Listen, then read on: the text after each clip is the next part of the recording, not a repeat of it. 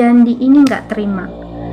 Dia menginginkan pembunuhnya dia itu diketemukan. Kalian tahu siapa yang ketemukan pembunuhnya dia? Dia sendiri. Assalamualaikum warahmatullahi wabarakatuh. Terima kasih sudah mengklik video ini.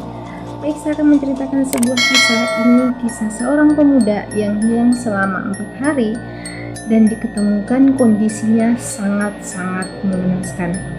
Pemuda ini bernama Yandi dan dia itu sudah nggak punya bapak, jadi dia tinggal itu bersama ibunya aja. Nah, ibunya ini berusia sekitar 65 tahun dan si Yandi ini berusia sekitar 20 tahun. Nah, pada suatu ketika ada seorang bapak yang nawarin kebun sama si Yandi untuk bekerja sama si Yandi. Nah, perjanjian mereka, si Yandi dengan si bapak ini, hasilnya itu akan dibagi 2 gitu. Jadi si Yandi dapat setengah dari hasil kebunnya itu. Nah, si Yandi dengar hal itu terima-terima aja, dia setuju gitu. Kebetulan dia emang nggak punya kerjaan pada saat itu. Nah, jadi kerjanya dia itu tiap pagi ke kebun itu untuk ngegarap kebun itu. Suatu ketika si Yandi berangkat ke kebun. Nah, pada saat itu, pada sore hari, si Yandi nggak balik pulang. Nah, biasanya kalau dia itu ke kebun, pulangnya itu jam 5 sore. Pada hari itu dia nggak balik pada saat jam 5 sore. Nah, ibunya tahu kalau si Yandi nggak pulang pada saat itu.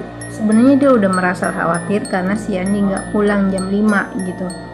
Dia dalam keadaan panik langsung nyamperin ke rumah tetangganya gitu, minta tolong untuk nyariin Yandi ke kebun. Kebetulan ini ibunya udah sepuh ya, bisa ke kebun gitu karena jauh. Jadi dia minta tolong sama tetangganya dia. Nah, si tetangganya itu mau nolongin ibunya si Yandi dan pergi ngecek si Yandi di kebun. Pas tetangganya ngecek ke kebun, ternyata si Yandi itu nggak ada di kebun. Terus baliklah tetangganya itu ngasih tahu sama ibunya dia kalau si Yandi itu nggak ada di kebun. Ngedengar hal itu, ibunya si Yandi makin panik. By the way, di daerah ini kalau ada permasalahan hukum itu nggak akan pernah dibawa ke kantor polisi, mau itu kehilangan, pencurian atau pembunuhan. Jadi mereka menyelesaikan masalah mereka sendiri. Kenapa mereka tidak mau ke kantor polisi? Jawabannya adalah karena jauh. Oke, lanjut. Nah, jadi pada saat hari pertama si Yandi nggak pulang, mamanya itu pergi ke paranormal gitu. Jadi mamanya itu pergi ke paranormal, nanya anaknya itu berada di mana. Namun hasilnya itu nihil. Jadi ibunya ini tuh nggak dapat info anaknya gitu. Udah 3 hari nggak pulang, terus keempat harinya itu barulah disebarin kalau si Yandi itu nggak pulang, nggak mau menjelang keempat harinya gitu. Nah, warga inisiatif untuk menyebar semua untuk mencari si Yandi. Jadi ini ceritanya si warga ini bantuin karena kemarin itu hanya keluarga karena belum tersebar ya kan. Keempat harinya itu baru dicari, benar-benar dicari gitu. Nah, saat jam 7 malam, jenazahnya si Yandi itu diketemukan di kebun yang sedang dia garap dan jenazahnya itu ditutupi sama daun pakis gitu. Nah, pada saat jam 7 itu warga pun berinisiatif untuk membuat tandu. Jadi tandunya itu dibuat dari kayu karena pada saat itu memang belum ada mobil ambulans atau apa karena ini benar-benar desa gitu. Dibawalah jenazahnya dia digotong gitu pakai keranda buatan dari kayu gitu, dibawa turun nih. Kondisi jenazah itu lebam dan bau busuk. Pada saat malam pertama si Yandi udah dikebumikan, ini ada cerita dari Sidika. Nah, Sidika ini sebenarnya dia itu besoknya mau ada acara pesta, ya kan? Jadi si Dika ini lagi hafalin akad nikah di ruang tengah gitu. Jadi orang udah pada tidur semua. Jadi niatnya si Dika hafalin akad nikah tengah malam itu biar dia fokus gitu, karena besok ini mau akad nikah ya kan. Jadi dia lagi hafalin. Nah, by the way, si Dika ini adalah salah satu dari orang yang ngangkat si Yandi dari kebunnya itu.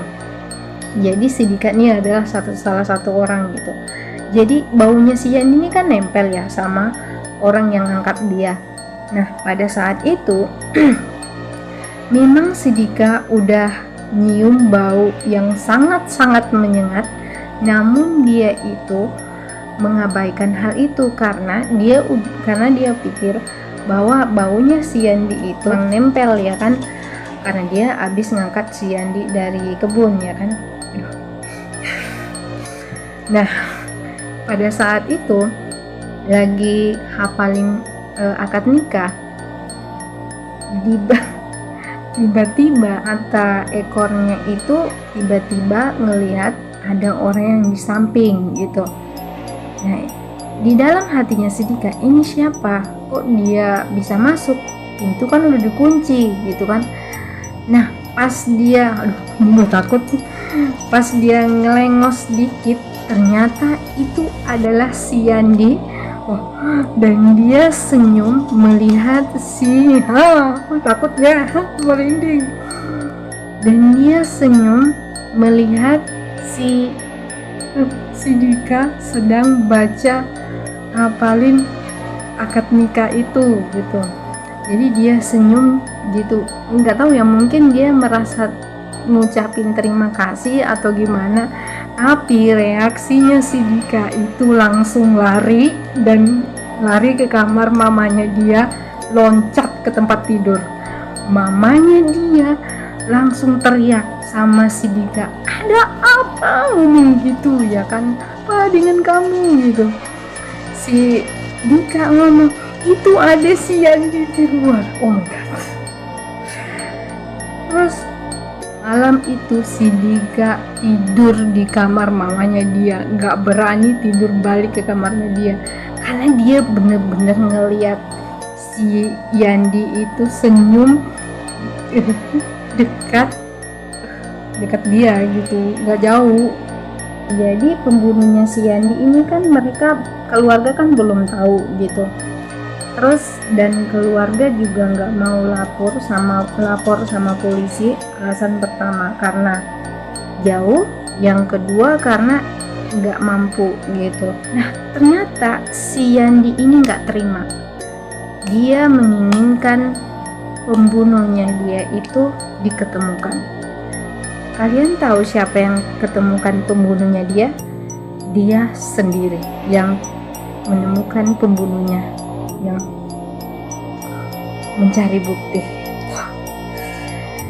Gimana caranya dia mencari bukti? Jadi cara dia untuk mencari alat bukti adalah dengan masuk sama orang lain gitu. Jadi yang mudah-mudah kemasukan itu bakalan dimasuki sama dia. Sebenarnya itu bukan dia ya, itu adalah jin korinnya dia gitu. Jadi pada saat itu ada salah satu wanita yang dia masuki nih, datang ke tempat kejadian gitu. Nah, jadi orang yang kerasukan ini itu pergi mencari alat bukti di mana tempat si Yandi dibunuh gitu. Jadi dia pergi, ternyata alat bukti itu ditemukan berupa tali dan linggis. Jadi tali ini itu diikat di lehernya dia dan linggis itu dipukul di kepalanya si Yandi gitu. Nah, pada saat itu dibawalah ke kepolisian alat bukti itu.